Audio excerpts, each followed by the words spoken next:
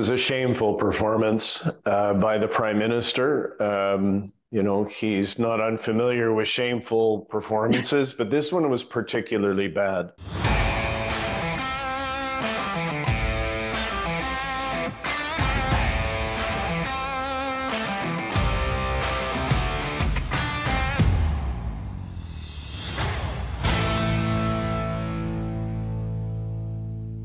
The fallout continues from Justin Trudeau's explosive accusation that he lobbied into the public inquiry about the Conservatives being embroiled in foreign interference. And 4 more cabinet ministers have announced that they are jumping ship just days before the Liberal Rebel caucus plans to step forward on Wednesday and demand that Trudeau step down as party leader. Let's take a look.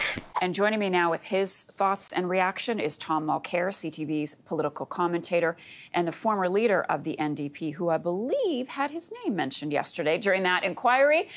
Tom, good morning. Great to see you. So I want to begin by getting your thoughts on what we heard from the Prime Minister yesterday. And I did also want to ask you, was that planned, or were those comments about Poilievre and the accusations spontaneous? They were anything but spontaneous, and it was a planned hit on Poilievre to distract.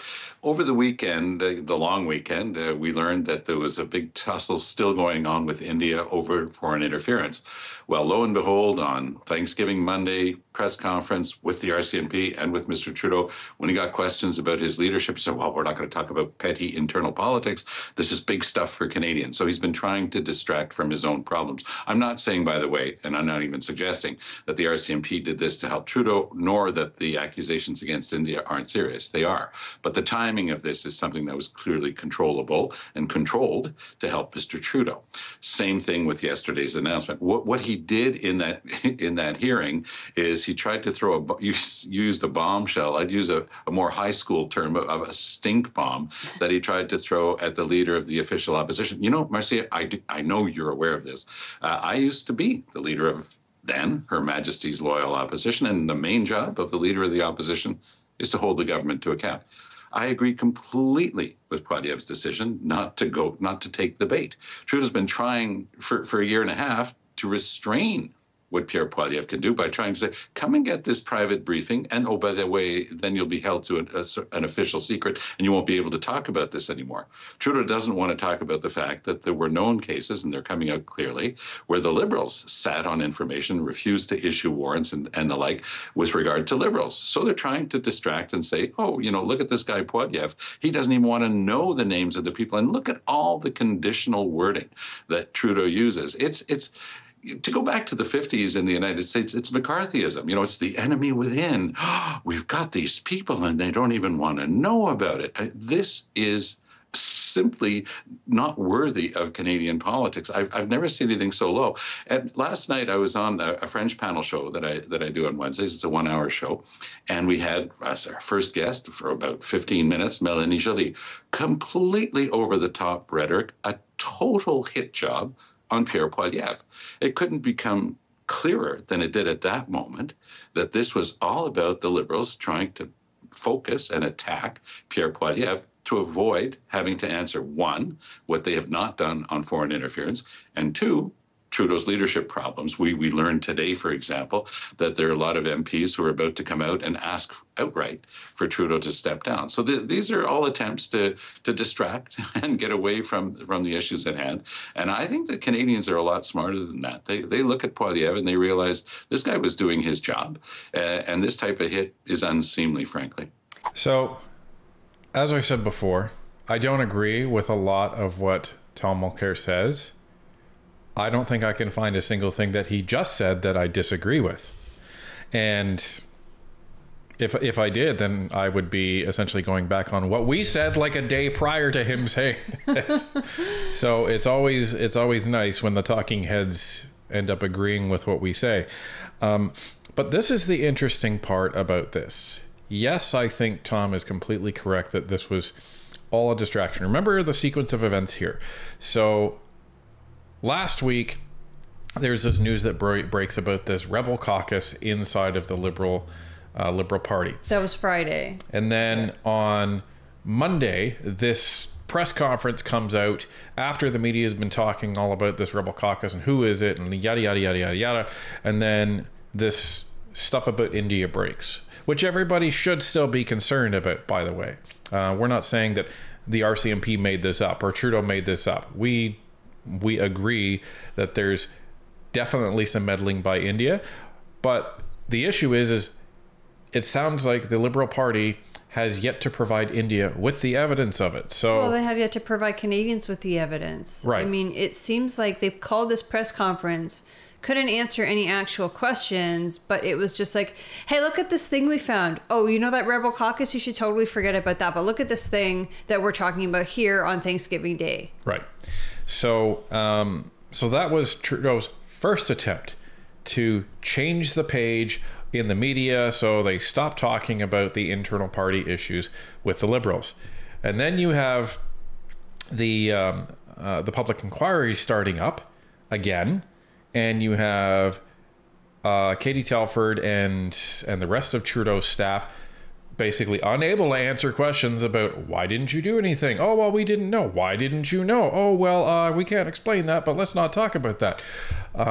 So you have that going on, and then you have Sean Casey stepping forward and saying, hey, CBC, I don't like Trudeau, and I think he should step down. Page switches back to that.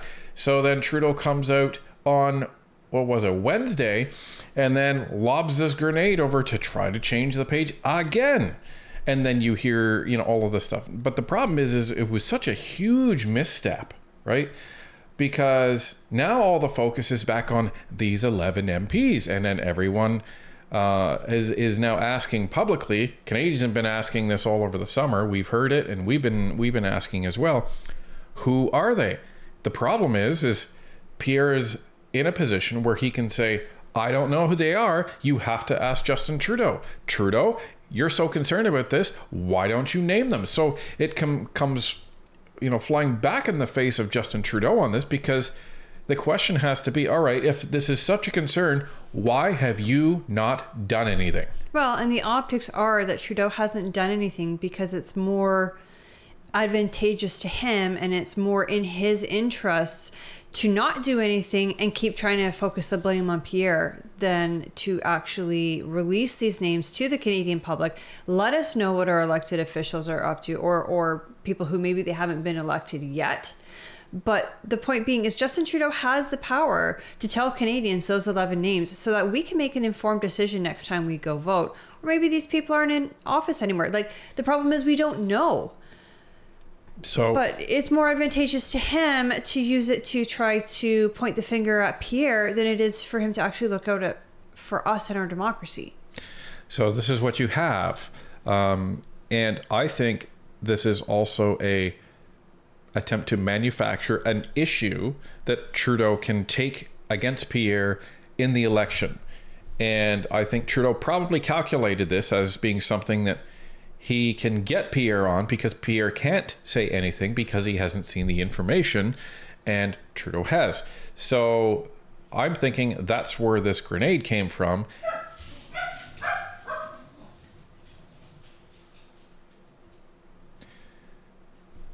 Because he can say, well, Pierre Poilievre doesn't care about foreign interference. He hasn't bothered to get the briefing. There's problems in the Conservative Party, yada, yada, yada. And he's calculating that Pierre can't say anything against that. But Pierre has the perfect retort, saying, well, you've been the one that's been able to see the intelligence. You've been the one that's been able to see what's going on. You're the one that actually has the power to do anything. You have chosen not to do it. Well, and this is a very short-sighted plan by Trudeau, because people who already support Pierre Poilievre don't believe this. People who already support Trudeau do believe this. There's a very small minority of Canadians in the middle who maybe haven't decided who they're going to vote for yet, that Trudeau is trying to sway with this plot. So essentially, he is banking on them coming over to his side, the small group of Canadians who are still undecided on who they're going to vote for.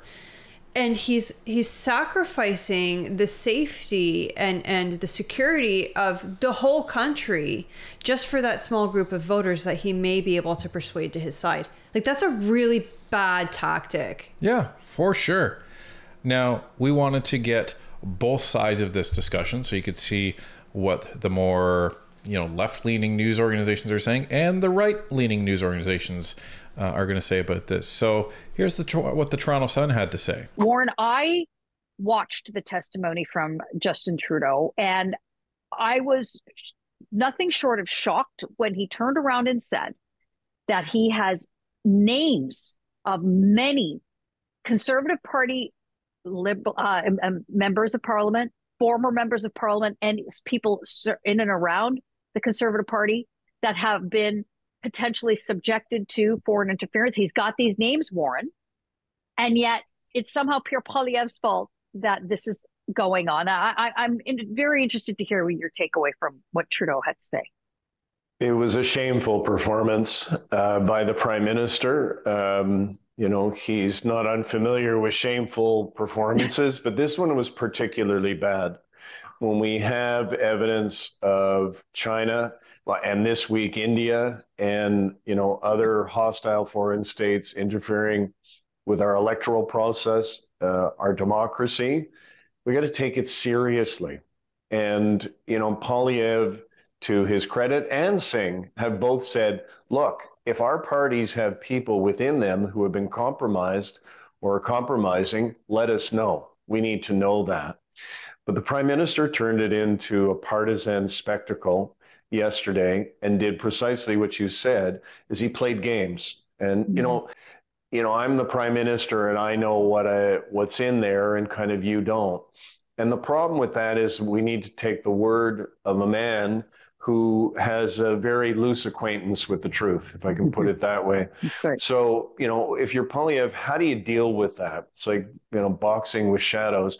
Poilievre issued an excellent letter, and I encourage everybody to seek it out and read it.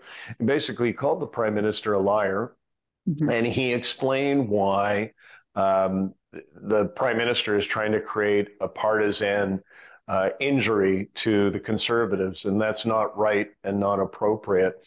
And and to all the Trudeau people, just maybe I'll conclude this way, who have been swarming me saying, well, Poilievre can get why won't he agree to take an oath and keep it secret and so on.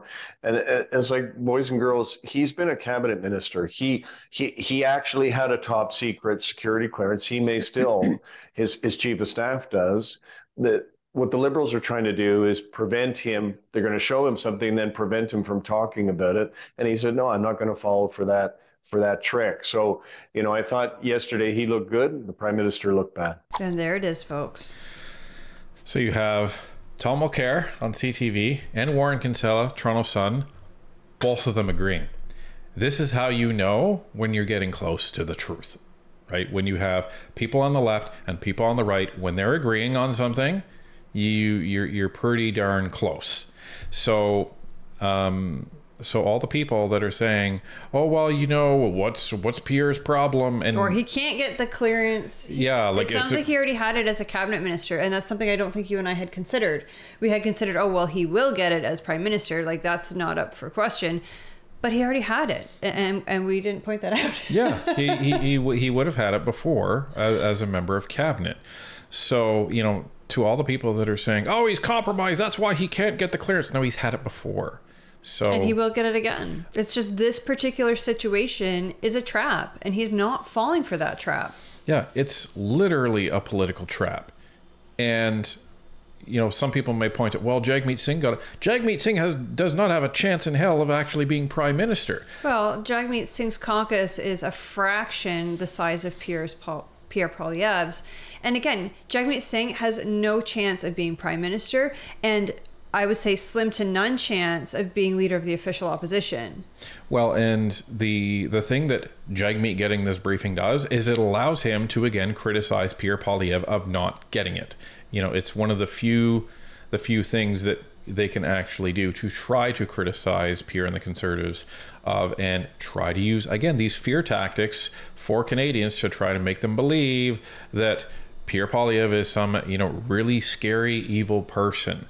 So that's why Jagmeet has it. Well, and the leader of the Bloc, Yves-François Blanchet, did not get that clearance either, but you don't hear his name being tossed around the way Poilievre's is.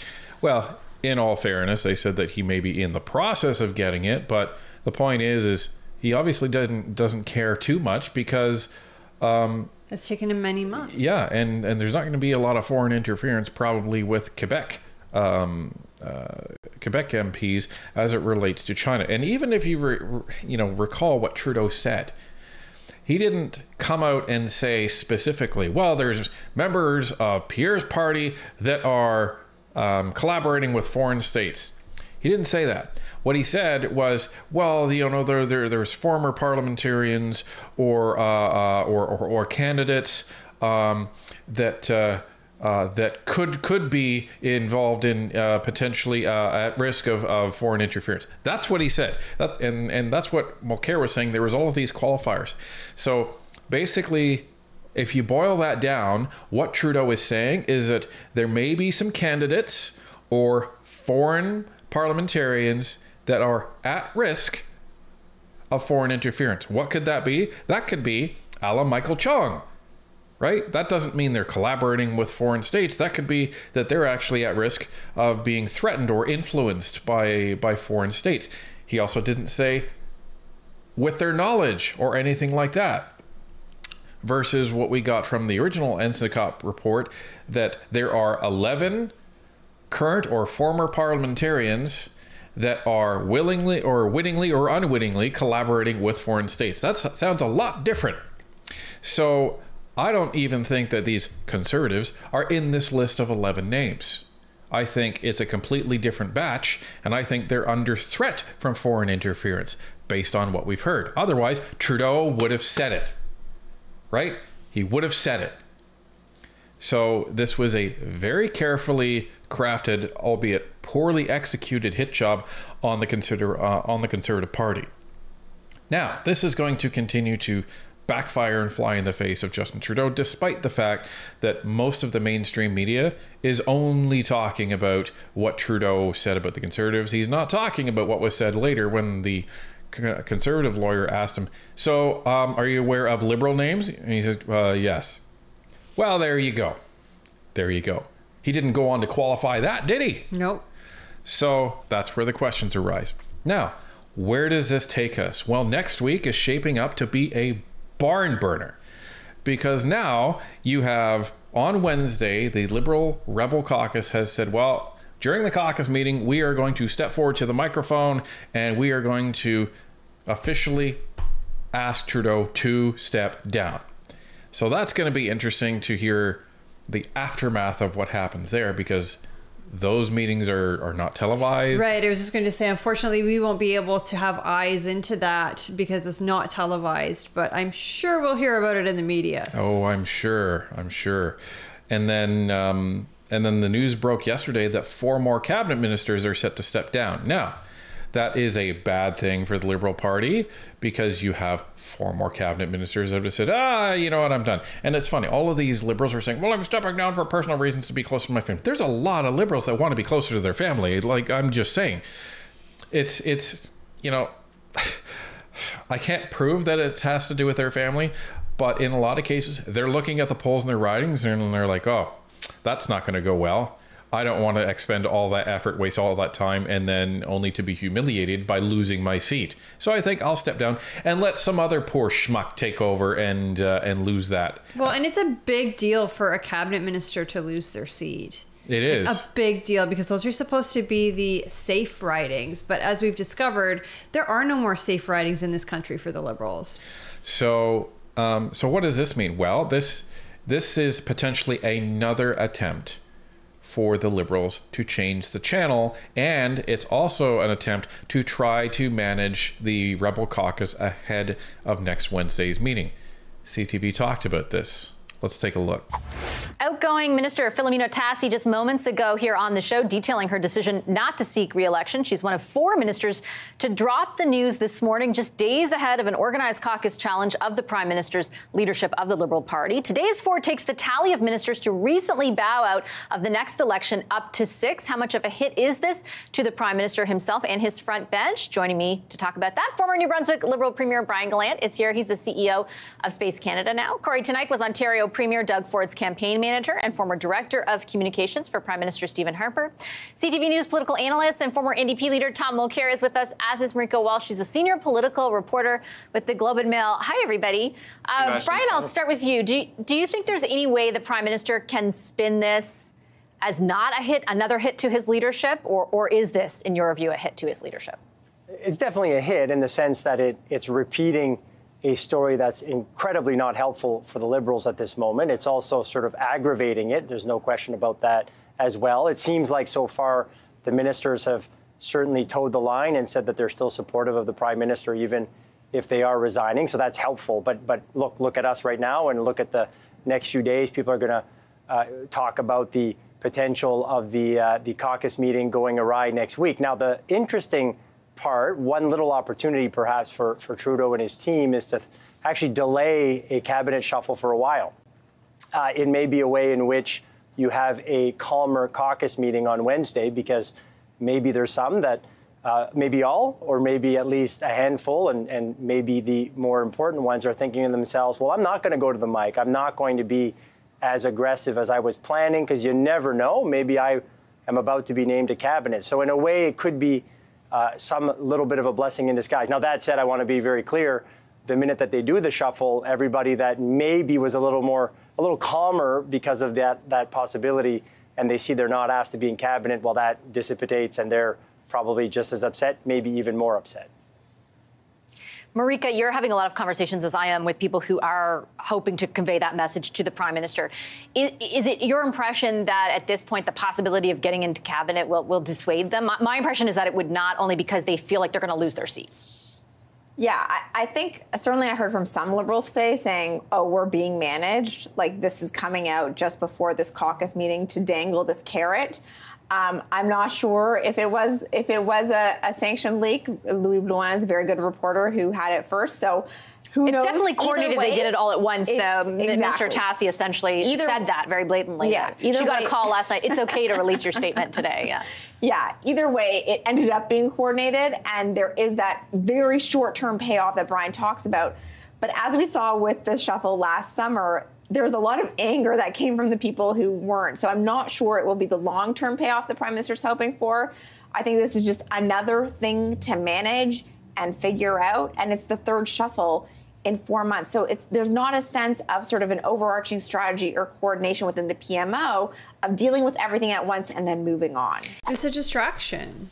100%. And it's a way to try to, I would say, temper the temperature of that caucus meeting that's coming up on Wednesday. So what they're basically trying to do is say, hey, we have 4 open cabinet seats, everybody. You can get a huge pay raise. Yeah, it's like 50%. And it's their attempt to essentially make some of these people think twice before going to that microphone and saying, well, you know, if you don't go to that microphone, you could have a shot at getting into cabinet, and then you get that pay raise. So you may want to think about that. So very interesting that all of a sudden it's leaked that 4 cabinet ministers are stepping down and 4 cabinet ministers are not seeking re-election, opening up the possibility of these seats. Now, this is the thing. Okay, so what if there's an election called in 2 weeks? Congratulations, you've been a cabinet minister for a week. Well, and that's it. You've sold your soul to the devil again for sitting in cabinet for 2 weeks. And I think this is what Vashi is talking about when she says, well, the people I've talked to, it's not going to make a difference. Because again, most of these people are not dumb people. So it's going to be real interesting in that cabinet meeting or caucus meeting next Wednesday.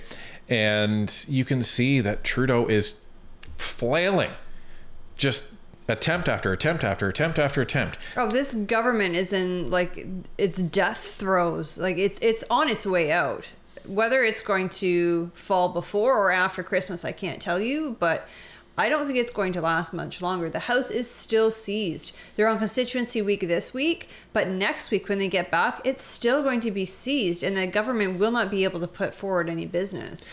Well, and under normal circumstances, I would say you could probably count on the NDP to join with the Liberals on the motion of closure, to try and turn the page and get the House back to government business. But the wild card here is the internal rebellion going on with the Liberal caucus, and the NDP wants to be seen as starting to distance itself from the Liberals. So are they really going to help the Liberals in stopping their death spiral? That doesn't seem to be a great plan for a party that is trying to actually distance itself from the Liberals. And why would you toss them a life preserver as they're starting to go down?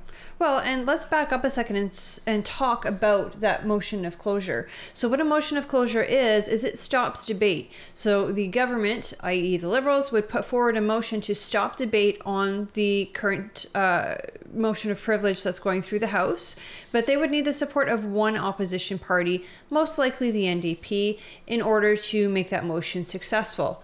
However, we've heard from Conservatives that even if the Liberals stop this motion of privilege, they have another motion of privilege that they can put forward, because that's how awful this government is. And we saw in the Standing Committee for Public Accounts, they have potentially a third one waiting in the wings because another former Liberal cabinet minister isn't answering questions. Right, and that would be the motion that Rick Perkins is trying to put forward. So, I mean, they can put forward a motion of closure, and then the Conservatives would have another privilege motion that they can introduce and filibuster again.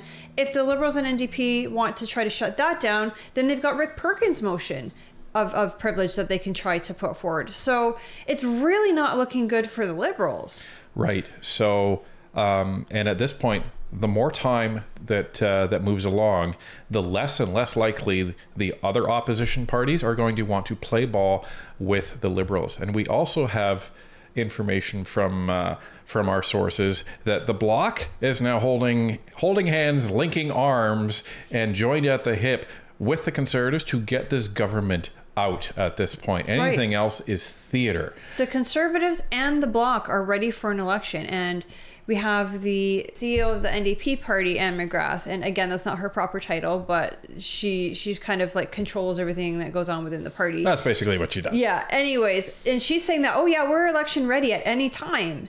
So this government could fall, and we could be seeing a Christmas election.